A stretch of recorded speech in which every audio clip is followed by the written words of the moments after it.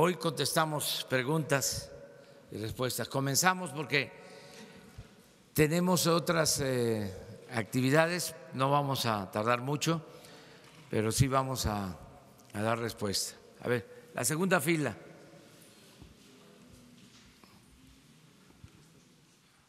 Buenos días, presidente. Mariana León, del periódico El Financiero. Preguntarle, hoy se discute en diputados la reforma laboral. Se ha hablado esta semana que existe cierta presión de Estados Unidos, particularmente de la Cámara de Representantes, para que se apruebe como un candado para que se pueda firmar el TEMEC. Ustedes desde su gobierno, ¿cómo están analizando esto? ¿Ustedes lo ven así? Y también quería preguntarle sobre la reforma educativa y las leyes secundarias. Hay un punto que todavía ha causado controversia sobre los comisionados sindicales. Actualmente, ya no, en la reforma educativa se tenía planteado que un comisionado sindical no podía tener sueldo siempre y cuando no estuviera frente a grupo. ¿Ustedes en las leyes secundarias permanecerá esta iniciativa? Es decir, que mientras un profesor tenga una comisión sindical no podrá recibir sueldo del Estado si no está dando clases. Gracias. Bueno, en las dos preguntas. Nosotros hicimos el compromiso cuando participamos como observadores en las pláticas para acordar el tratado comercial entre Canadá, México y Estados Unidos. Hicimos el acuerdo de apoyar lo que se pactó en todos sus términos. Esa es la postura que tenemos. Apoyamos lo que se acordó en el Tratado de Libre Comercio.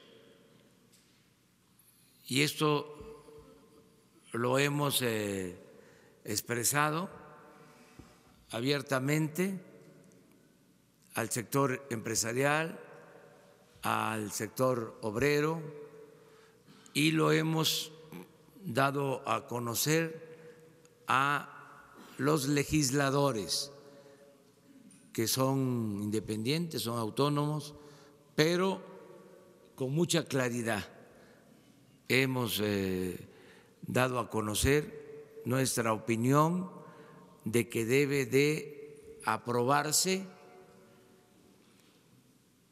una reforma laboral apegada a los acuerdos que se establecieron en el tratado. No queremos que se dé ningún motivo para reabrir las negociaciones del tratado. Consideramos que no le conviene al país, que lo que se logró, que lo que se pactó es bueno para México y fue aceptado por Estados Unidos y por Canadá. Entonces, no queremos dar ningún motivo, ningún pretexto, que no haya ninguna excusa para utilizar como argumento o esgrimir de que nosotros no estamos cumpliendo con lo que se acordó. Esto yo ya lo he expresado en otras ocasiones y ahora qué bien que me lo preguntas para dejarlo en claro. ¿Pero considera que existe presión de los Estados Unidos para que sea así, No, para que vaya más rápido?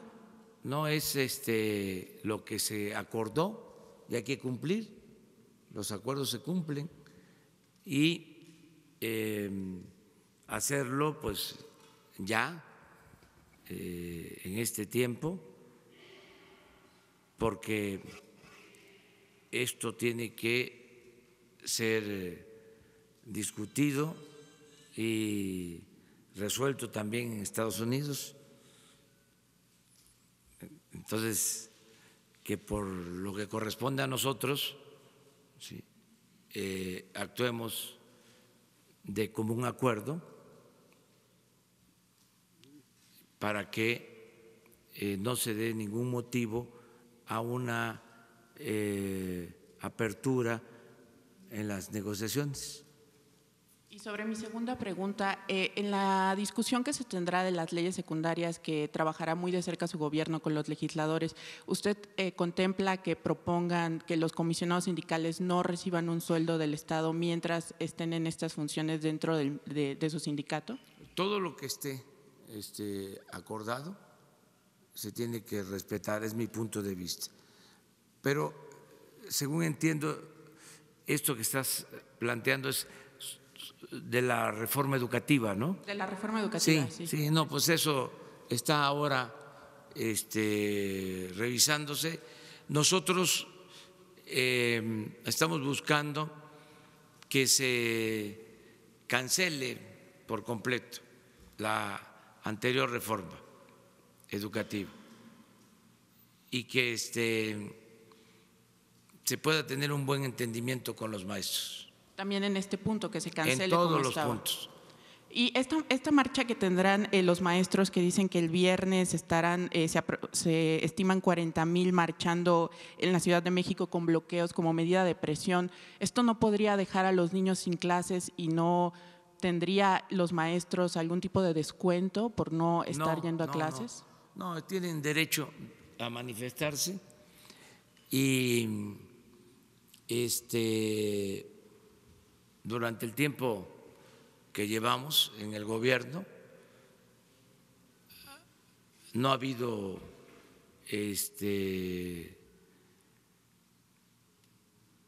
paros frecuentes, no han dejado los niños de tener clases y no ha habido problema mayor. Y espero que no tengamos diferencias de fondo. Ellos tienen derecho a manifestarse, es la democracia. Cuando ya no haya manifestaciones, cuando ya no haya huelgas, es porque ya se murió el sistema político democrático o no hay democracia. Es que tiene que haber discrepancias, tiene que haber pluralidad, no puede haber pensamiento único. En el autoritarismo no se mueve ni una hoja del árbol de la política. No me lo estás preguntando, pero seguramente va a salir la pregunta y me adelanto. Estoy contento, satisfecho, porque es un buen signo el que el Senado haya rechazado de nuevo las ternas que envié para la CRE. Estoy, pero muy contento,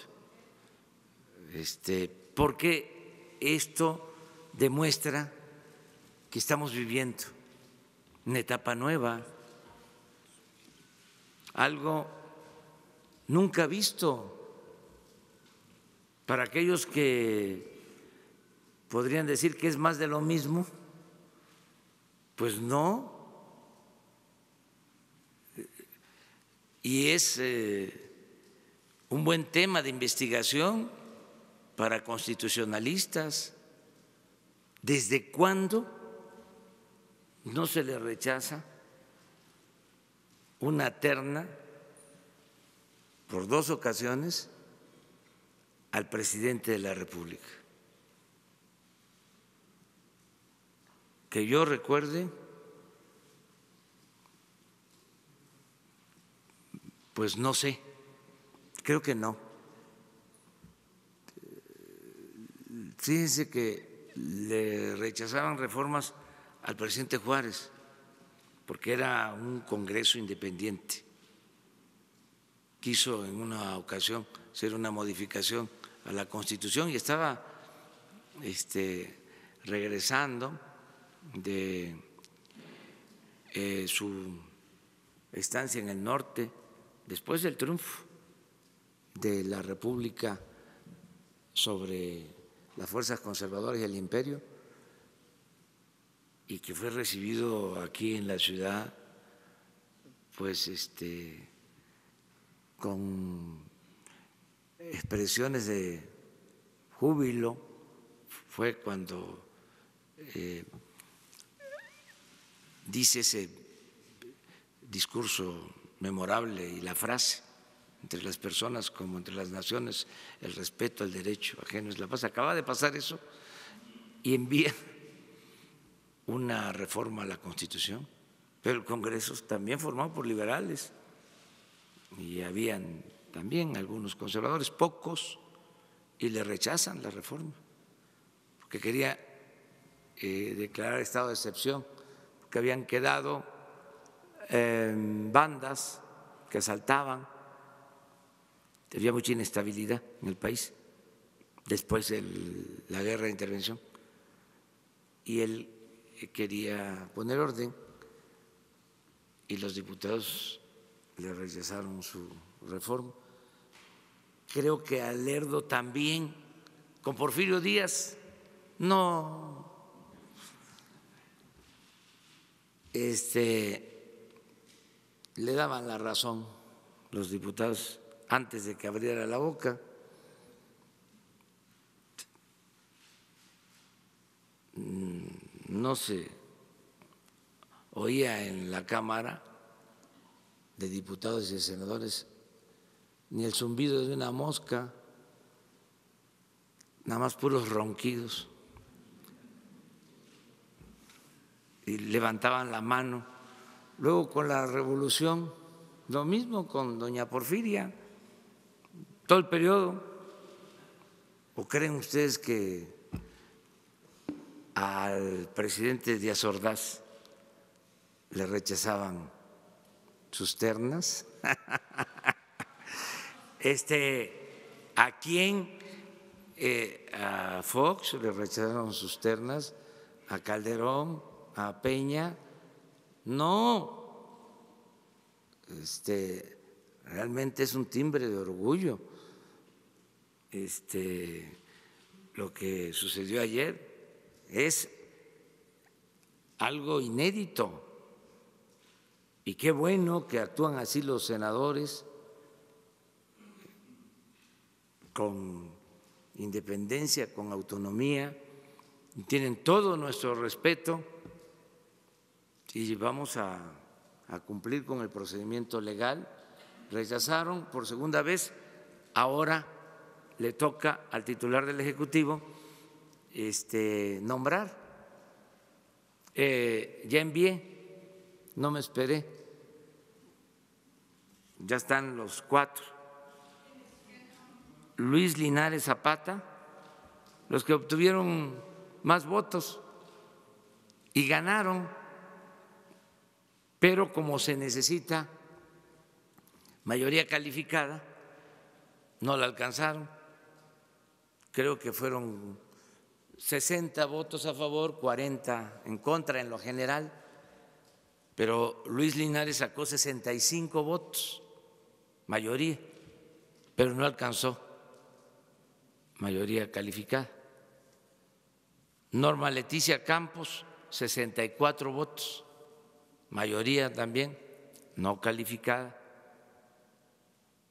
José Alberto Celestino, 67 votos, mi maestro, les decía yo, el mejor refinero, que ya por decreto tiene 85 años, aunque de verdad tiene 90. Pero está lúcido y activo y es muy inteligente. Y Guadalupe Escalante, 61 votos, también ganó, Entonces, son los 4. Ya envié los nombramientos. ¿Qué procede? No, anoche, ayer mismo. ¿Qué procede? Pues dicen los de la oposición que se van a amparar, pues están en su derecho. Y el Poder Judicial va a resolver. ¿A poco no es una etapa nueva? Ya no es el Ejecutivo el poder de los poderes. Esto es inédito. Es un auténtico Estado de Derecho. Lo que había antes era un Estado de chueco.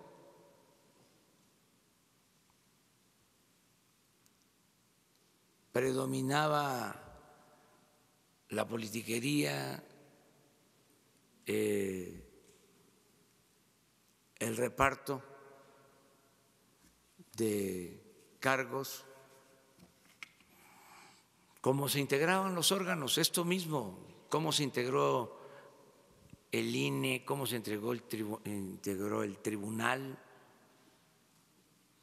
2 para ti, 2 para el otro, 2 para el otro. Entonces, ya eso ya no. Ya. Son los legisladores los que deciden libremente y así voy a pedir que de una vez resuelvan lo que está pendiente, si van a aprobarlo o no, lo de la revocación del mandato, porque a lo mejor no quieren, porque sacaron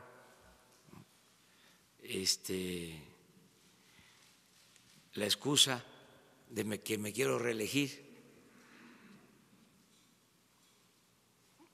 Mandaron una carta a la OEA.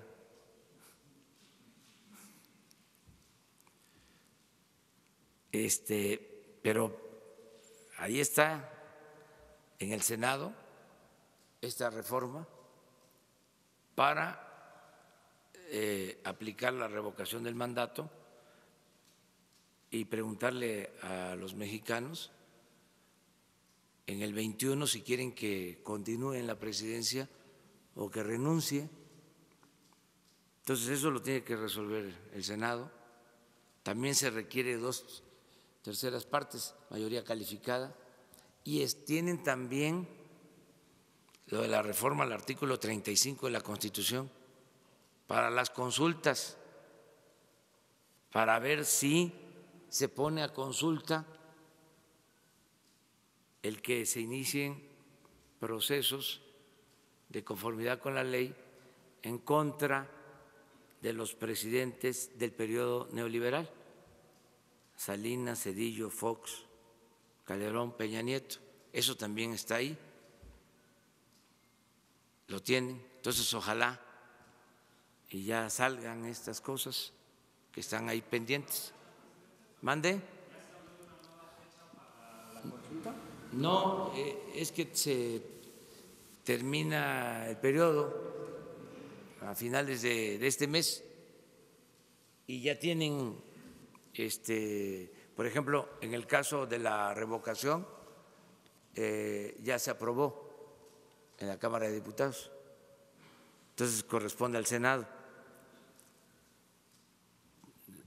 Estoy pidiendo respetuosamente que también ya resuelvan sobre este asunto, ¿no?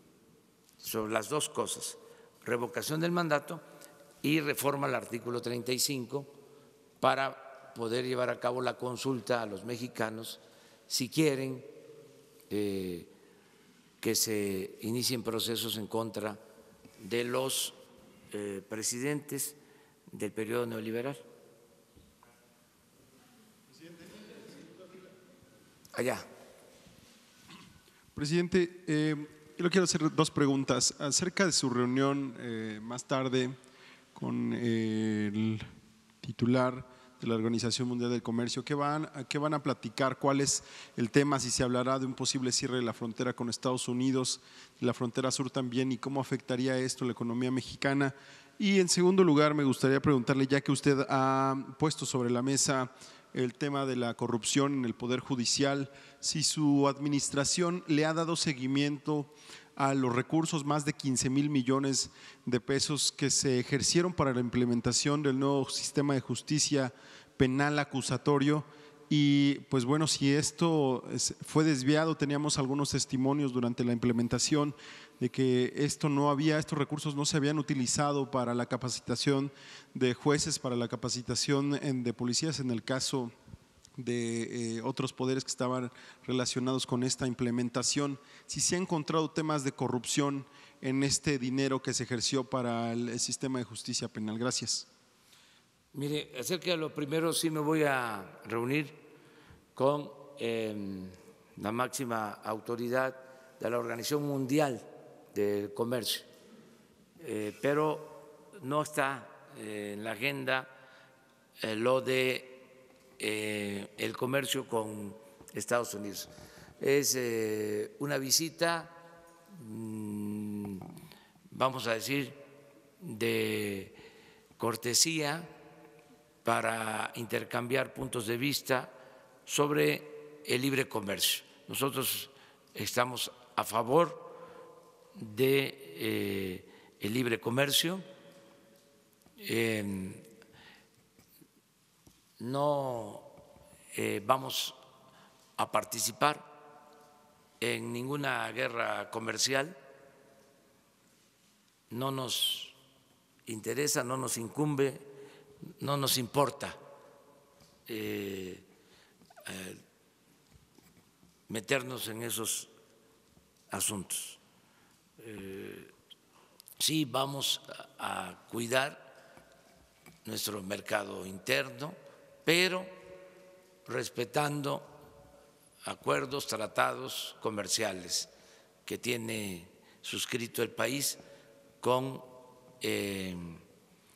otros países y además respetando esta instancia que se encarga de regular la libertad en el comercio en el mundo. Para eso es la reunión. Acerca de la otra pregunta, llevamos muy buena relación con los integrantes del Poder Judicial, de manera especial con la Suprema Corte, que se está renovando. Es un asunto que ellos seguramente van a explicar. El Poder Judicial tiene que explicar cómo se ejercieron esos fondos, si se cumplió con el propósito de mejorar la impartición de justicia. Hay que revisar todas estas aplicaciones nuevas, todos estos nuevos procedimientos.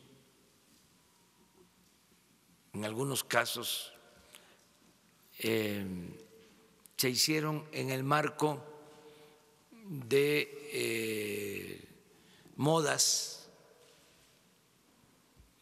y se copió mucho de otros países. Acuérdense que se hablaba de nuevas políticas públicas.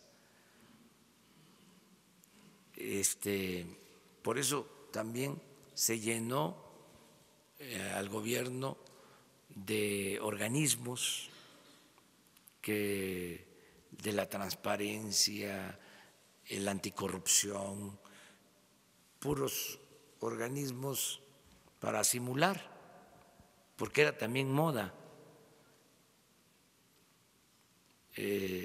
Lo mismo en los cambios que se dieron en el Poder Judicial, obedecen a eso, fueron promovidos por la llamada sociedad civil y en algunos casos no funcionaron. O sea, hay que evaluar, hay que ver resultados. Yo no tengo la menor duda de que lo del Instituto de la Transparencia pues no funcionó, cuesta muchísimo, 1,000 millones de pesos al año. Y hubo corrupción, pero en alta, desde que se fundó el Instituto de la Transparencia. No vieron nada nunca. Es más, hasta ocultaban ellos mismos la información. Se inauguró ese instituto con un acuerdo de no dar a conocer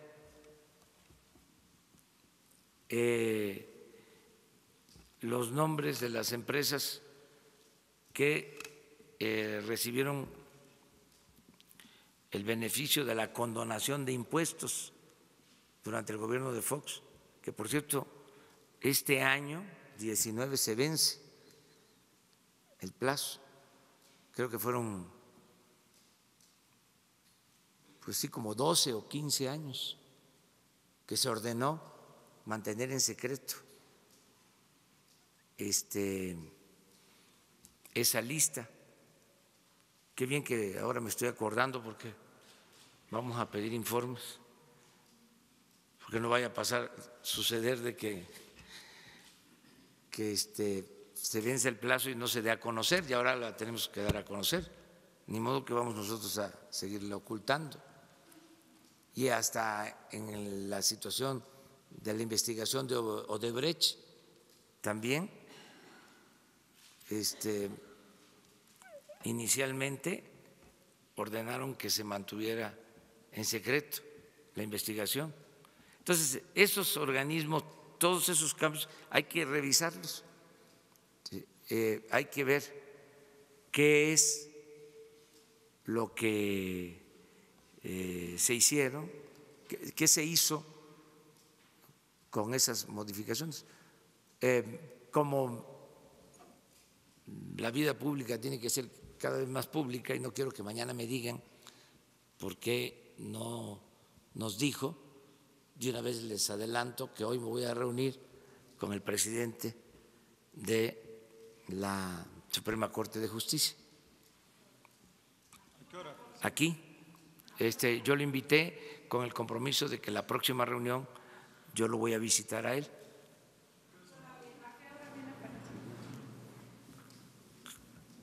Como a las 8:30 o 9. ¿Van a desayunar? Vamos a desayunar. ¿Cuál será la relación con la Suprema Corte ahora, presidente? Después de que hubo ahí una… No, es muy buena la relación porque es de respeto a la autonomía de los poderes. Pero ayer desayuné con el presidente del Senado, coordinador Ricardo Monreal,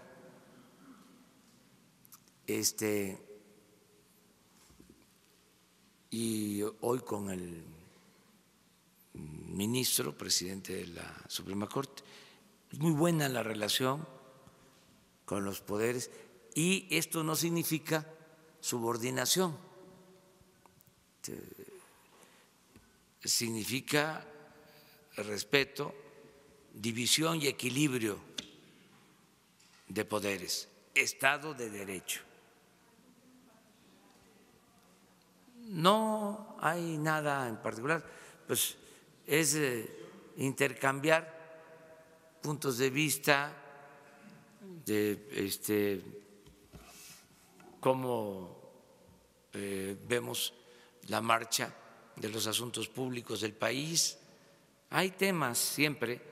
Ayer también, para que se sepa, recibí al presidente de la Comisión Nacional de Derechos Humanos, que es un organismo autónomo, independiente.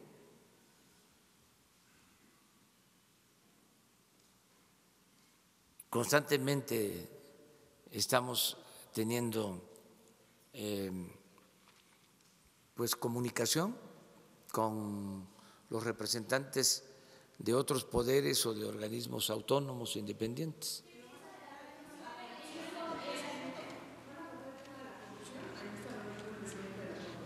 Es probable porque para nosotros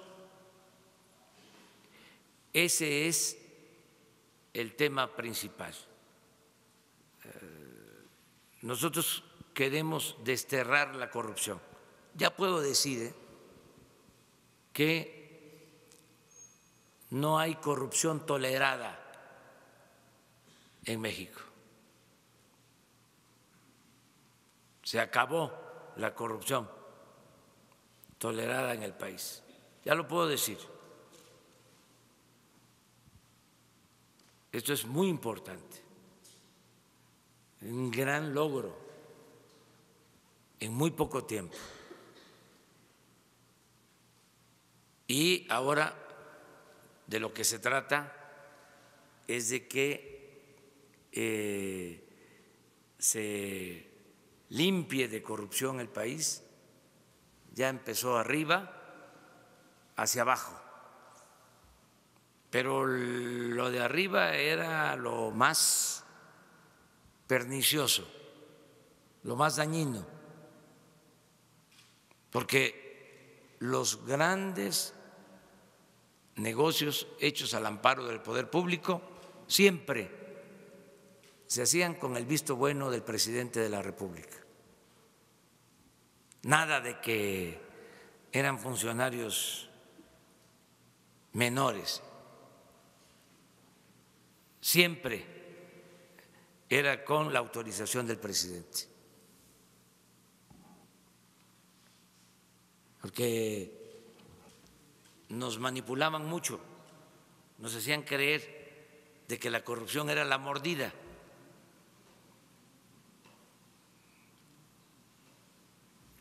Como el conservadurismo en la época neoliberal manejó mucho de que el problema en lo hacendario era de que los que están en la economía informal no pagaban impuestos.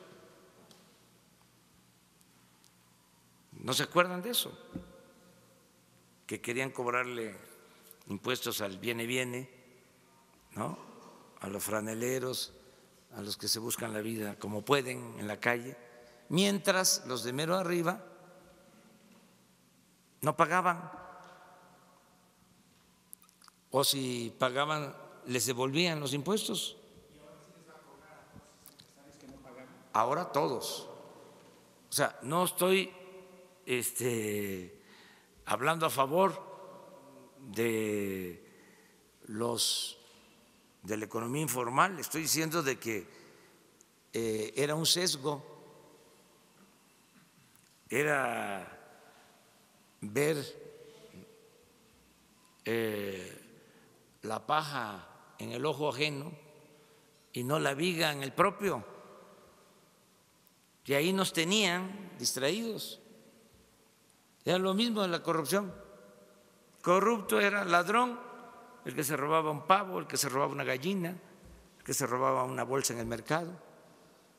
Y los grandes ladrones ni siquiera perdían su respetabilidad, se ponían hasta de ejemplo, siempre lo he dicho. Hasta se les decía a los hijos, estudia para que cuando seas grande seas como don fulano, un reverendo ladrón. Era el peor de los daños, no perdían su respetabilidad. Entonces ya comenzó la limpia arriba y ahora vamos hacia abajo y todos vamos a ayudar. Está en el Senado también un proyecto de reforma que envié, que le llamo de confianza ciudadana, porque vamos a quitar todos los inspectores de calle los que van a establecimientos comerciales, a restaurantes, supuestamente a vigilar que se cumplan las normas y que en muchos casos son extorsionadores. Llegan, sí, a buscar la cuota. Eso se termina. Ya no va a haber inspectores. Y solo va a haber una manifestación voluntaria del dueño del establecimiento en donde va a decir, bajo protesta de decir verdad, ¿sí?, expreso que conozco mis responsabilidades y soy buen ciudadano y voy a vender, si es un concesionario de una gasolinería, litros de a litro y voy a dar el kilo completo y no voy a adulterar el producto y en mi establecimiento los alimentos van a ser de buena calidad y si tengo un establecimiento que requiera salida de emergencia, voy a tener mi puerta para emergencia y voy a cumplir. Entonces, nada más les vamos a pedir que se inscriban a un padrón. Todo el que se inscriba en un padrón no va a ser supervisado. Y cada determinado tiempo se va a hacer un sorteo. Y el que salga va a ser inspeccionado. Y vamos a invitar a esa inspección a los dirigentes de las cámaras que nos acompañen. Si se encuentra de que no cumplió, de que miente, pues entonces ya no tendría un trato preferencial. Y si se demuestra de que cumplió, vamos a dar a conocer su nombre, si así lo desea él, si lo autoriza, para ponerlo como ejemplo de un buen ciudadano. Lo que queremos es que haya confianza entre todos, que no se vea al dueño de un establecimiento comercial como un delincuente en potencia, sino que todos nos portemos bien. Entonces, esa ley me importa mucho. No se van a quedar sin trabajo los inspectores, también lo aclaro. Van a ser reubicados en sus mismas secretarías, van a tener otras ocupaciones, pero no se les va a quitar el trabajo. A partir de que se apruebe la ley, ayer hablé de esto con el coordinador del Senado, le pedí de que ya esta iniciativa se ponga a consideración de los legisladores. Una más porque me tengo que ir.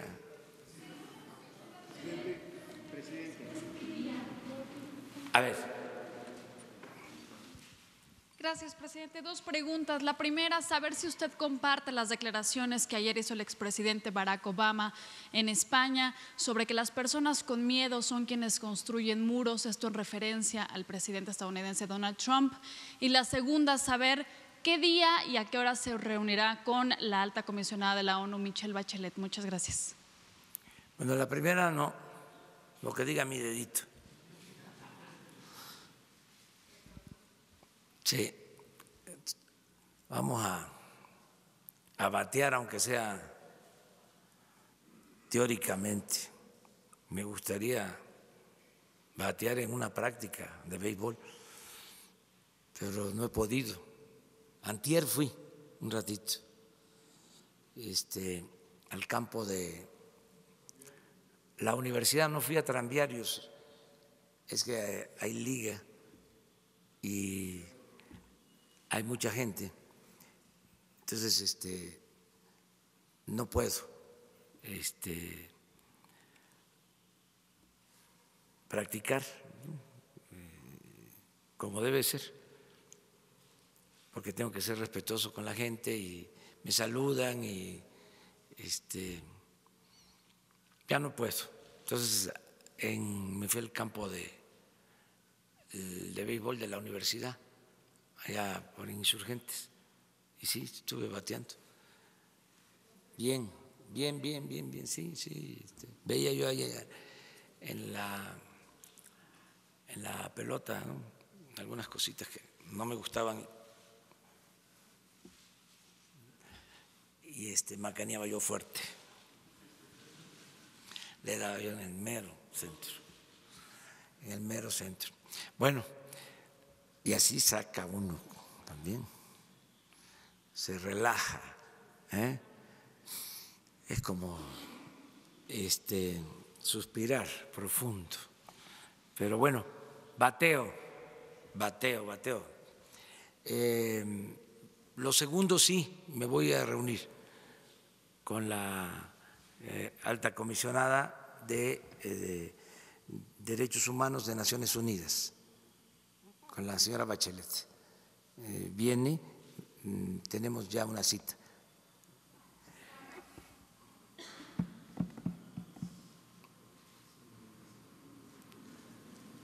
Jesús, es la semana próxima.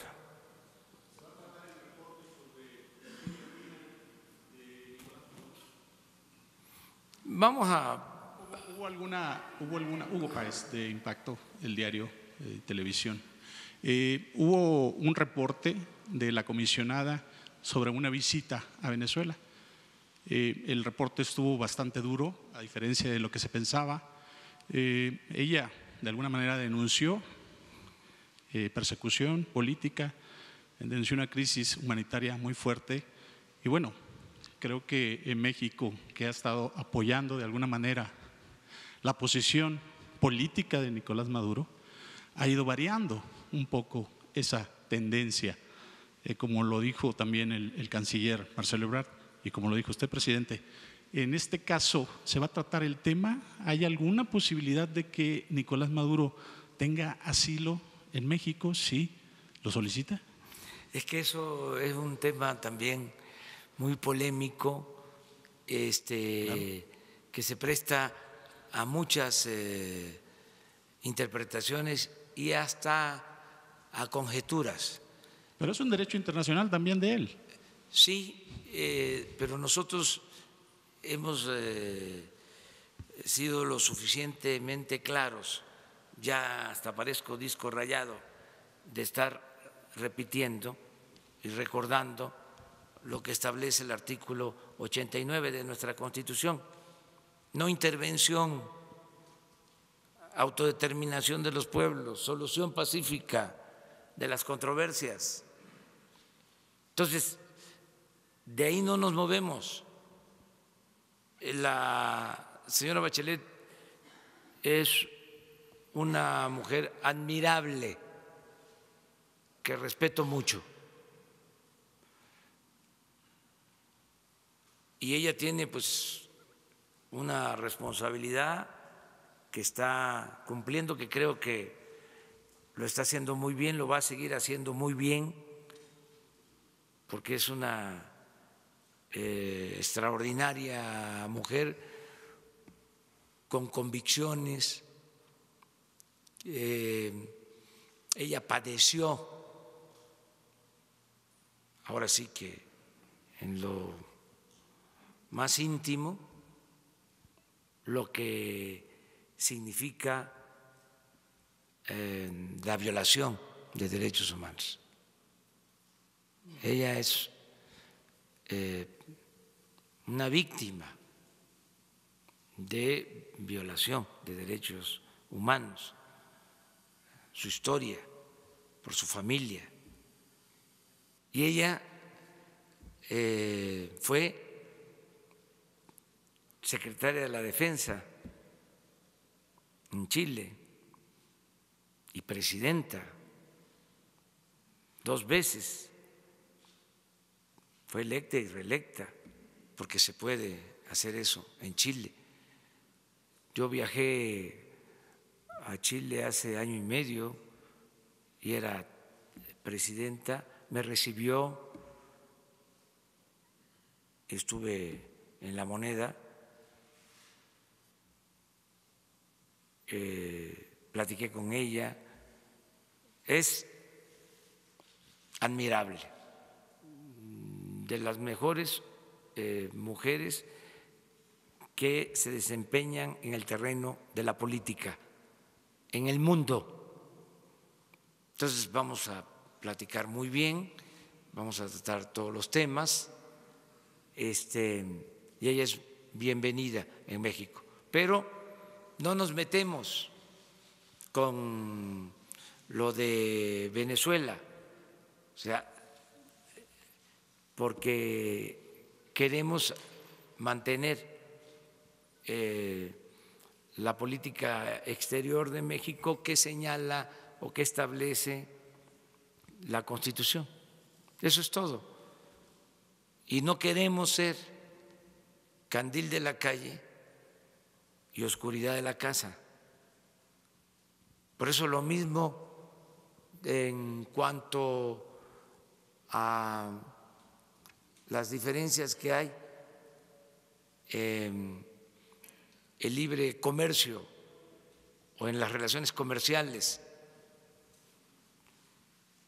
¿Para qué meternos si hay una diferencia entre Estados Unidos y China? Hubo una época en que la política exterior de México no se manejaba con prudencia, con cautela y sin que nos pidieran nada, nos ofrecíamos a ser mediadores en todos los conflictos del mundo.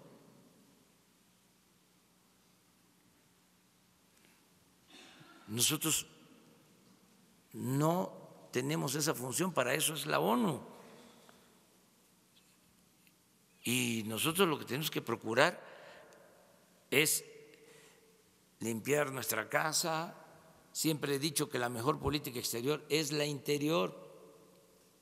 Si estamos bien en México, si hay desarrollo en México, si hay bienestar en México, si no se violan derechos humanos en México, si no hay violencia en México, pues nos van a respetar. Afuera vamos a ser respetados, afuera. Entonces, y tener relaciones de amistad con todos los gobiernos, con todos los pueblos del mundo, no confrontarnos, nada de política hegemónica, ni adherirnos o sumarnos a bloques. No, México tiene una muy buena política exterior definida por su historia. Hablábamos de Juárez. Desde entonces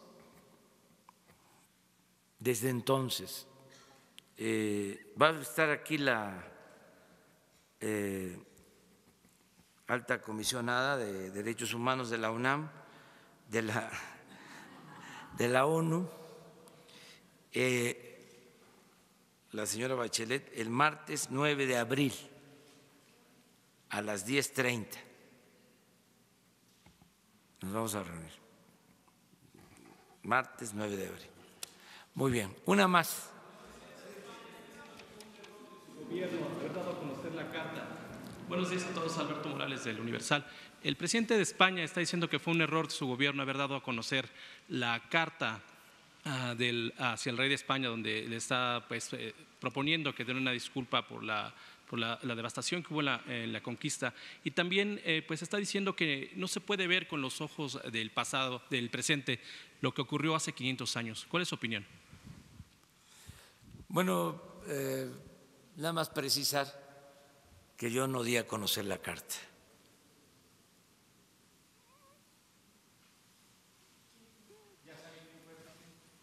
Fue una filtración, no sé exactamente si fue el gobierno español o la sustrajeron de Relaciones Exteriores. No, ya no hay CISEN, ya no existe eso. Entonces eso es un delito, ¿no? Puede ser, sí, pero no se ha hecho investigación. Se llevó a España. Entonces hay las dos posibilidades, pero sí se equivocaron. O sea, lo digo respetuosamente, no vaya a ser que se enojen. Con mucho cuidado, no quiero testerear a nadie, porque hay mucha sensibilidad a flor de piel. Pero el gobierno español da a conocer un boletín diciendo que reprobaba el que yo diera a conocer la carta que había enviado al rey. Sí, el contenido, pues la carta. Y resulta que nunca di a conocer la carta. Un proceso electoral en España que la… Sí, pero eso es, a ver, vamos, estamos hablando de otro asunto, estamos hablando de la cuestión de forma, que en este caso es fondo. O sea, entonces, no sé qué pasó ahí, se precipitaron, o sea,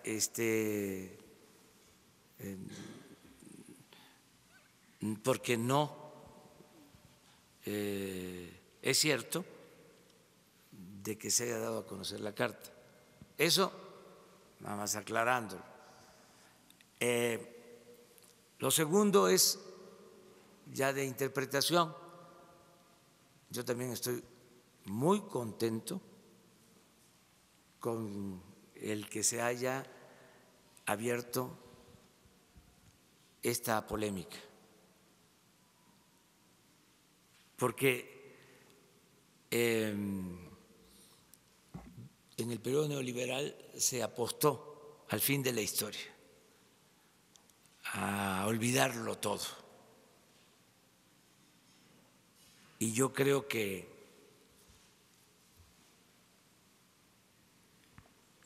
debemos saber de dónde venimos para saber hacia dónde vamos. Y lo que planteo es precisamente que ya no siga oculto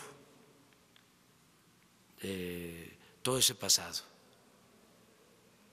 que se ponga al descubierto, que se ventile y que si se cometieron errores, abusos, nos disculpemos, se pida perdón a afectados y que a partir de ahí comencemos una etapa nueva de reconciliación, de hermandad. Ese, en esencia, es el planteamiento. Entonces, fue muy bueno porque sacó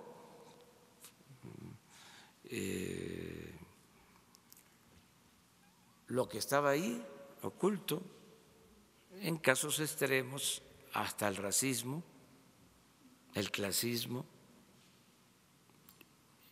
y también podríamos decir la xenofobia, o sea, de un lado y de otro. Pero es un asunto que existe y que no se puede ocultar. El arqueólogo que tuvo a su cargo los trabajos de las excavaciones del Templo Mayor, Eduardo Matos, hizo un artículo espléndido, se los recomiendo, sobre este tema. Otros pues se fueron por encima, ¿no? Pero ese artículo del arqueólogo es muy bueno, porque se requiere sensatez, se requiere interpretar lo que se necesita. Estamos en los 500 años de la conquista. Vamos a conmemorar en el 21 los 200 años de nuestra independencia. Pues ¿cómo no vamos a hablar del tema? ¿Y por qué nos tenemos que molestar o inconformarnos?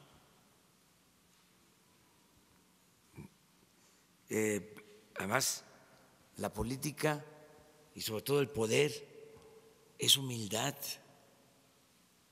no es prepotencia, no es arrogancia, no es mentalidad.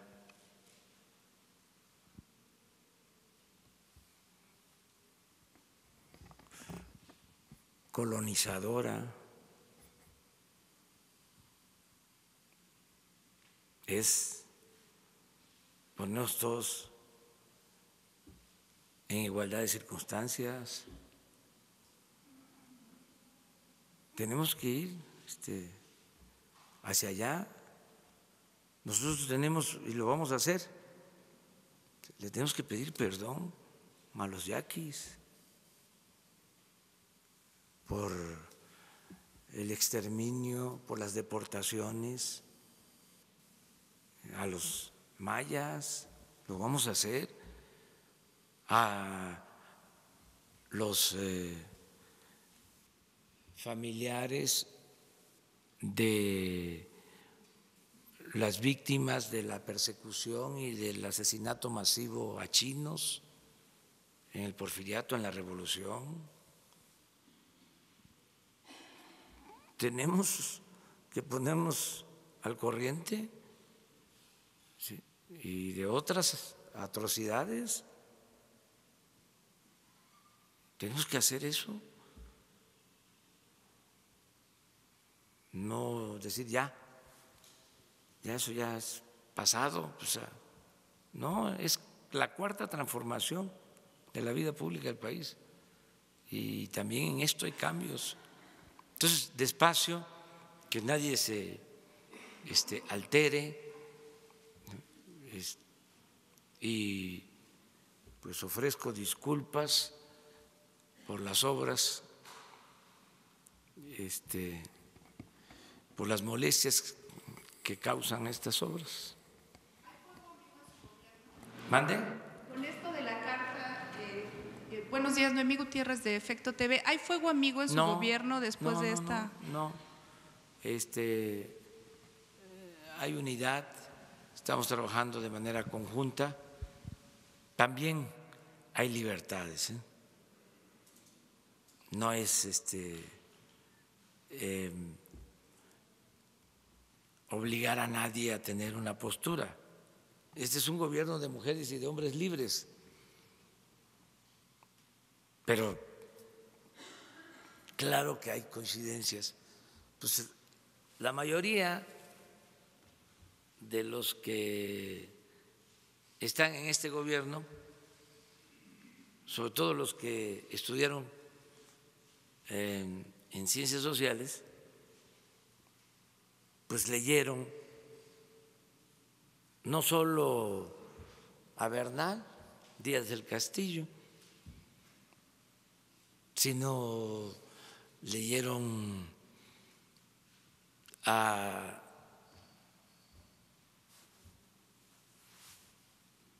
el uruguayo que escribió, Eduardo Galeano, que escribió Las venas abiertas de América Latina. Es un libro clásico, se los recomiendo si no lo han leído. O sea, y muchas cosas. Pues que ¿quién no ha leído a León Portilla? ¿Sí? O sea, y a extraordinarios antropólogos mexicanos, arqueólogos, etnólogos, historiadores,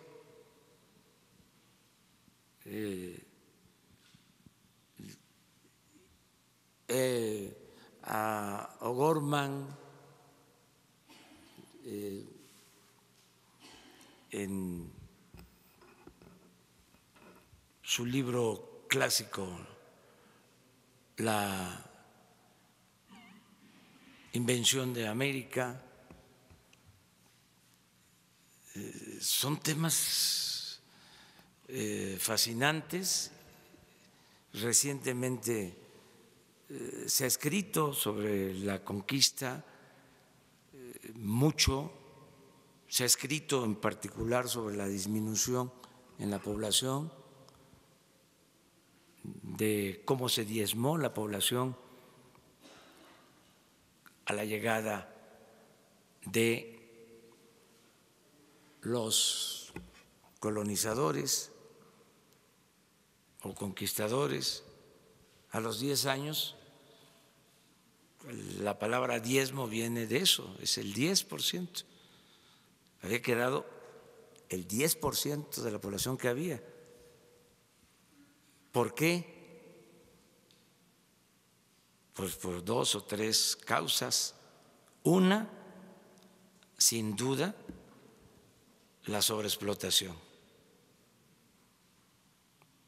Pues por eso la defensa de Bartolomé de las Casas, defensor de los indígenas, incluso las leyes de Indias que se aprueban para evitar el despoblamiento por completo. Hay historiadores que dicen que las leyes de India y la protección a los indígenas, más que por razones humanitarias, se llevó a cabo porque se iba a acabar con los huevos de la gallina de oro, que no iban a haber brazos. Durante toda la colonia hasta el siglo XIX, un lamento de los propietarios era la falta de brazos, de que no había población suficiente. En mi estado, por ejemplo, después de tener una población de alrededor de 200,000 habitantes, se redujo a los 50 años, ya habían 30,000, de 200 a 30,000. Y Tabasco nunca pasó en 3 siglos de dominación colonial de 40,000 habitantes, en 300 años. Bueno, una causa, la sobreexplotación. Otra, las enfermedades que se convirtieron en epidemias que diezmaron a la población porque eran enfermedades nuevas que no se conocía cómo se debían de tratar, los curanderos tradicionales no sabían y eran epidemias, el cólera,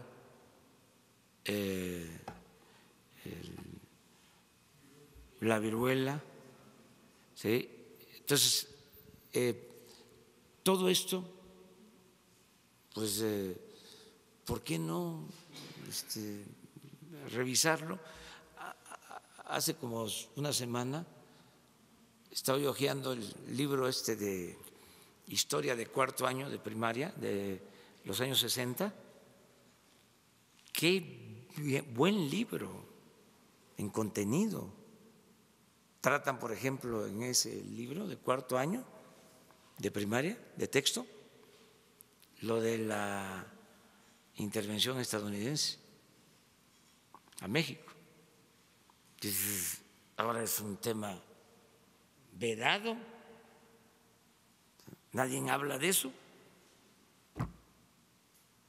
Y en ese libro de cuarto año de primaria, de los años 60, viene hasta un plano, un mapa de cómo era nuestro territorio y cuánto nos quedó. Viene explicada de manera sencilla para cuarto año de primaria lo que fue la guerra del 47 y del 48,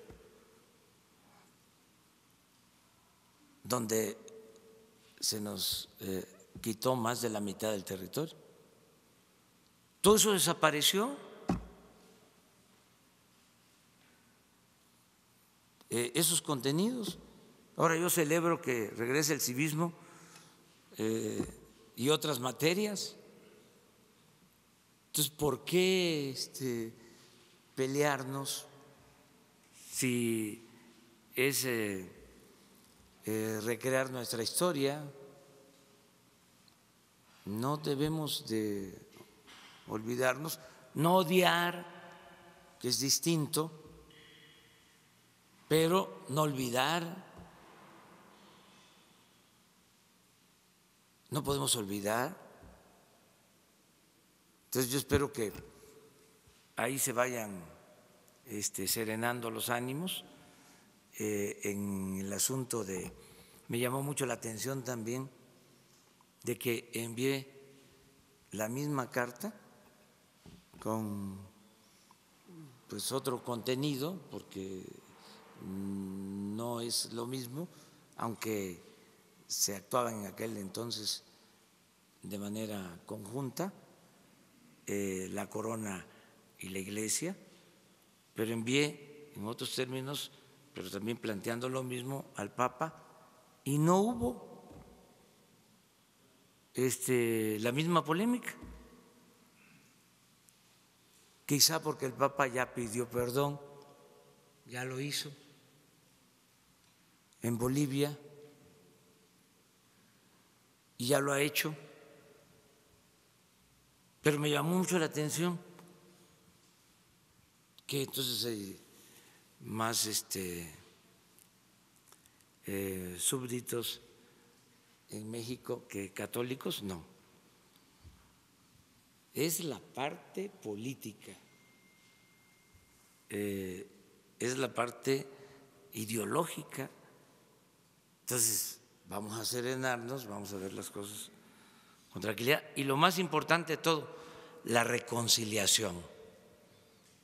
La reconciliación, ¿sí? Buscar la reconciliación. Bueno, ya me voy porque es de mal gusto, ¿no? Dice Carreño en el manual, llegar tarde cuando tienen un compromiso, ¿sí? Tienen un invitado, no puede uno llegar tarde. Dicen que cuando mucho 10 minutos tarde. Eso es lo que dice el manual de Carreño, ¿no? ¿De dónde era Carreño? Creo que era venezolano, el famoso Carreño con su manual. Bueno, nos vemos.